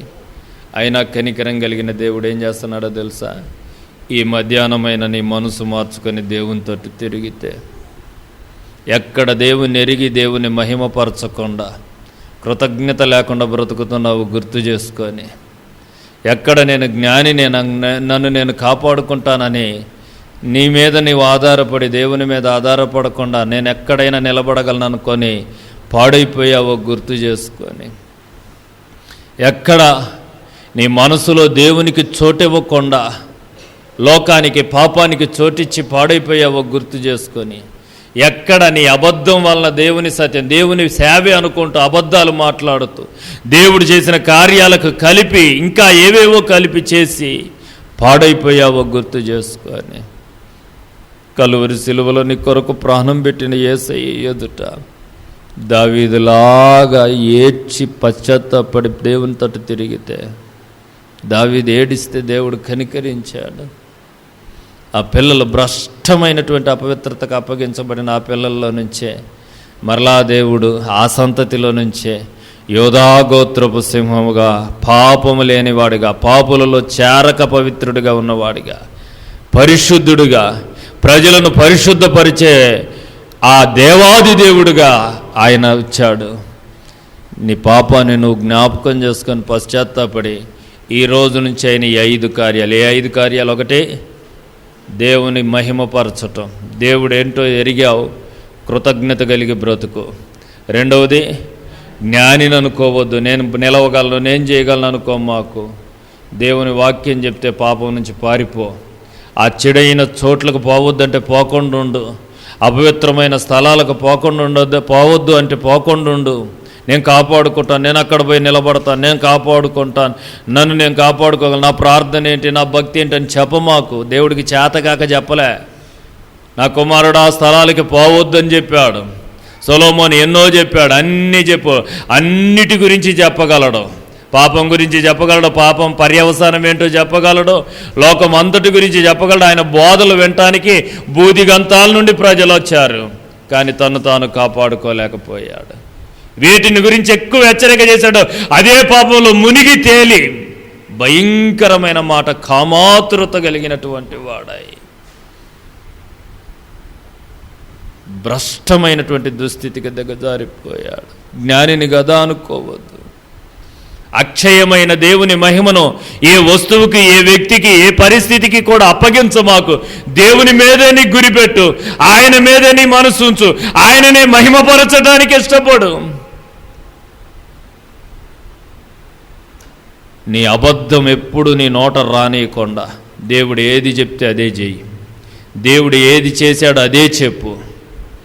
దేవుడు ఇచ్చిందే చెప్పు. దానికి కలపమాకు, చెరపమాకు. ఉప్పు, కారం, మసాలా అన్నీ దట్టించేసి ఏదేదో చేస్తున్నాను అనుకొని, దేవుణ్ణి మహిమపరుస్తున్నాను అనుకొని లేనివన్నీ కల్పించి చెప్తే అవ్వమ్మకు పట్టిన గతి నీకు పట్టిద్ది. ఏదైనా వనంలోంచి బయటికి త్రోసివేయబడ్డది, మిగులు ప్రయాస కలిగింది, భయంకరమైన శాపం అనుభవించింది. ఆ దుస్థితి నీకు రాకుండా ఉండాలంటే, ఆయన సంఘంలో నుంచి నిన్ను వెలివేయకుండా, దేవుడు బయటికి నెట్టేయకుండా ఉండాలంటే ఏది చెప్పాడు అదే చెప్పు, ఏది చేశాడు అదే చెప్పు. దానికి ఏమి నువ్వు కలపాల్సిన పని లేదు, నువ్వేం చెప్పాల్సిన పని లేదు. ఇంకొంచెం కలిపి చెప్తే భక్తుడు అంటున్నాడు, నా సత్యం వలన, నా అబద్ధం వలన దేవుని సత్యం ప్రబలితే ప్రజల రక్షణ పొందుతారేమో, కానీ నేను తీర్పులో నిలబడాలి. అందరినీ రక్షించి నువ్వు లేకపోతే ఏం ప్రయోజనం? నీ భక్తి, నీ బోధ ద్వారా, నీ సాక్ష్యం ద్వారా, నీ మాటల ద్వారా ప్రజలు అనేక మంది రక్షణలోకి వచ్చారు, కానీ నువ్వు రక్షించుకోలేకపోతే. అందుకే పౌలు భక్తుడు తిమోతికి రాస్తూ అంటాడు, నిన్ను గూర్చియు నీ బోధను గూర్చియు జాగ్రత్త పడు. నిన్ను గూర్చి, నీ బోధను గూర్చి జాగ్రత్త పడు. నీవు ఎలాగున్నావో, నీ బోధ ఎలాగుందో, ఒకవేళ అపవిత్రమైన ఉంటే నిన్ను, నీ బోధ విన్నవారిని కూడా పోగొట్టుకుంటావు గనక జాగ్రత్త పడు. ఒక సాక్ష్యం చెప్తున్నా, ఇతరులకు దేవుని గురించి ప్రకటిస్తున్నా, ఇతరులకు దేవుని గురించి మాట్లాడుతున్నా, దేవుడు నా జీవితంలో అది చేశాడు, ఇది చేశాడని చెప్తున్నప్పుడు ఏది చేశాడు అదే చెప్పు. ఏమి చేయకపోయినా పర్వాలేదు, అదే చెప్పు. చేస్తాడనే విశ్వాసం నాకు ఉందని చెప్పు. ప్రభువు నీ విశ్వాసాన్ని ఘనపరుస్తాడు, నిన్ను మహింపరుస్తాడు. నా ప్రియ దేవుని బిడ్డలారా, ఈ 5 ఏది ఉంది నీ జీవితంలో? ఏదున్నా తప్పకుండా ఇవి ఉన్నాయి కనుకే మన పిల్లలు అపవిత్రులైపోయారు. తప్పకుండా దేవుడే మనల్ని భయంకరమైన పరిస్థితులకు అప్పగిస్తూ ఉన్నాడు. కరుణ కలిగిన దేవుడు దావీదును క్షమించినట్లుగా నిన్ను క్షమించటానికి ఆయన ఈ మధ్యాహ్నం ఈ మాటలు నీతో మాట్లాడుతూ ఉన్నాడు. దావీదులాగా పశ్చాత్తాపం కలిగి తిరిగి రాగలిగితే భ్రష్టమైన నీ సంతతిలో నుంచి ప్రభువును మళ్ళా మహిమపరిచేవానిగా మార్చడానికి ఆయన శక్తిమంతుడు.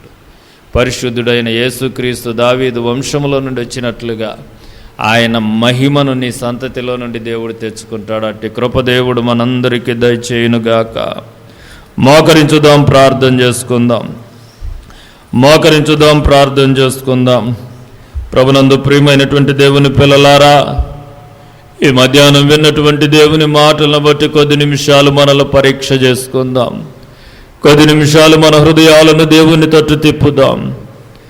దేవుడు వారిని అపవిత్రతకు అప్పగించెను, తుచ్చమైన అభిలాషలకు దేవుడు వారిని అప్పగించెను. చేయరాని కార్యములు చేయటానికి దేవుడు వారిని భ్రష్టమైన మనసుకు అప్పగించెను. ఎవరిని అప్పగించాడు? దేవుణ్ణి ఎరిగిండి దేవుని మహిమపరచినటువంటి వారిని, కృతజ్ఞత లేనటువంటి వారిని. దేవుని మహిమపరచడం అంటే పాటలు పాడి ఆరాధన చేసి వాక్యం పట్టుకొని తిరుక్కుంటూ వీధుల్లో దేవుని బైబిల్ పట్టుకొని మందిరానికి వస్తూ పోవటం కాదు. దేవుని మహిమపరచడం అంటే ఆయన చేసిన ప్రతి మేలుకు కృతజ్ఞతగా నీ జీవితంలో ఆ మేలును బట్టి ఆయన ఎదుట దీనుడవై నిన్ను నీవు తగ్గించుకొని బ్రతకటం, నీ జీవితం ద్వారా దేవుడు మహిమపరచబడాలి. దేవుని మహిమపరుస్తున్నావా లేక వేరే వాటిని? ఒకవేళ నీ పిల్లలు పిల్లలకి వైపు చూసుకుంటూ వాళ్ళే నీకు ఒక విగ్రహాలు అయిపోయారేమో. జాగ్రత్త. దావీదు దేవుని కంటే ఎక్కువగా బత్షెబాని ఎంచాడని ప్రభువు చెప్తున్నాడు. నువ్వు కావాలనుకుంటే నేను ఇంకా ఇచ్చేవాడిని కదా, నన్ను పక్కన పెట్టేసి, ఆ స్త్రీ కోసం నన్ను పక్కన పెట్టేసావే అన్నట్లుగా. యెహోవా శత్రువులు యెహోవా నామాన్ని దూషించడానికి ఒక హేతువు కలగజేశావు. నేను జ్ఞానిని కదా అనుకోవద్దు. వారు జ్ఞానులనుకొని బుద్ధిహీనులైపోయారు. సొలొమోను జ్ఞాని, లోకమంతటిని చదివాడు. పాపం చేస్తే ఏమొస్తుందో చెప్పాడు, పాపం చేయకుండా ఎలా కాపాడుకోవాలో చెప్పాడు. పాపం చేయకుండా నీ తల్లి ఉపదేశం, నీ తండ్రి ఉపదేశం, నీ బోధకుల మాట విను అని అనేక హెచ్చరికలు చేశాడు. కానీ ఆ హెచ్చరికలు తాను పాటించలే. చివరికి భ్రష్టత్వానికి అప్పగించబడ్డాడు, అపవిత్రతకు అప్పగించబడ్డాడు. అక్షయుడైన దేవుని మహిమను క్షయమైపోయే వస్తువుల వైపు మరల్చమాకు. క్షయమైపోయే వస్తువులు వ్యక్తుల వైపు మరల్చమాకు. మనుషులను చూడమాకు. అయ్యగారో అమ్మగారో లేకపోతే మందిరమో లేకపోతే స్థలాలో, ఇవి కాదు. దేవుణ్ణి వైపే చూడు. ఇంత గొప్ప సాక్షి సమూహం మేఘములు ఆవరించినా విశ్వాసానికి కర్త దాన్ని కొనసాగించువాడైన యేసు వైపే చూడు. ఎవరి వైపు చూస్తున్నావు?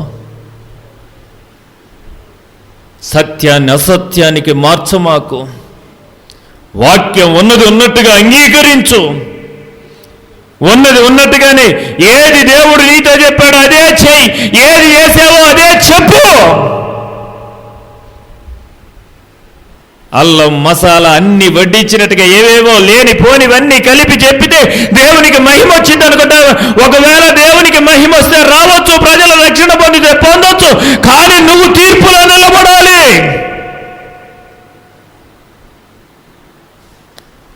నెట్టేశాడు అవతలకి దేవుడు, కలిపి చెప్పేటాలకి విడిచిపెట్టేశాడు దేవుడు. నీకు ఆ దుర్గతి రాకూడదు. చివరిగా మనసులో దేవునికి చోటు లేదు. ఆచారాలన్నిట్లో ఉన్నాయి.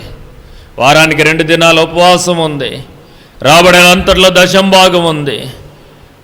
జార చోర క్రియలు ఏవీ లేవు. ఆజ్ఞలన్నీ అనుసరించే నడుస్తున్నాం. చివరికి చిన్నదైన జీలకర్రలోను సోంపులోను దశంభాగం తీసేస్తా ఉన్నాం. కానీ వాక్యానికి చోటు లేదు హృదయంలో.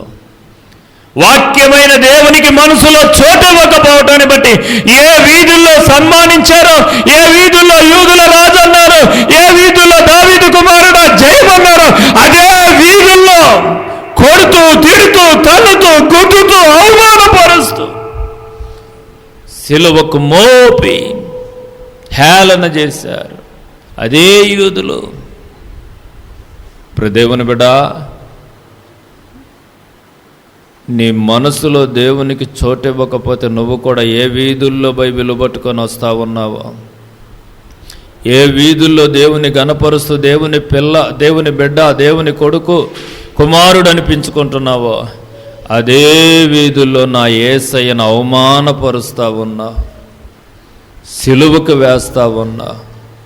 ఆనాడు యూదులు ఒక్కరోజు చేశారు, కానీ ఈరోజు మనం రోజు మన క్రియల చేత దేవుడు లేనట్టుగా బ్రతుకుతూ, దేవుడు లేనట్టుగా మాట్లాడుతూ, ఆయనను మాటి మాటికి సిలువకు కొడుతున్నాం. తల్లి యవ్వనుడా, ఎన్నిసార్లు దేవుడు చెప్తుంది ఆ స్థలానికి వెళ్ళొద్దు, దుష్ట సాంగత్యం మంచి నడవడిని చెరుపును, ఈ లోక స్నేహం దేవుని దృష్టికి వైరం అని దేవుడు గద్దిస్తున్నా లోబడకుండా ఉంటావు.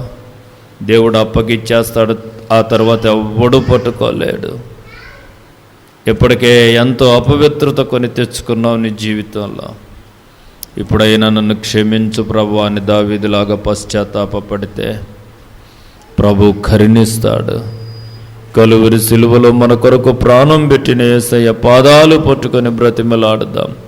మన పాపాన్ని మనం ఒప్పుకుంటే ఆయన నమ్మదగిన వాడు, నీతిమంతుడు గనక మన పాపాన్ని క్షమించి సమస్త దుర్నీతి నుండి మనల్ని పవిత్రులుగా చేస్తాడు. ఒప్పుకొని విడిచిపెట్టి దేవుని కనికరాన్ని సంపాదించుకుందాం. చెప్పబడిన మాటలు ప్రతి హృదయంలో ఫలించినట్లుగా ఆత్మలో ప్రేరేపణ గల ఒకరు బిగ్గరగా ప్రార్థన చేద్దాం.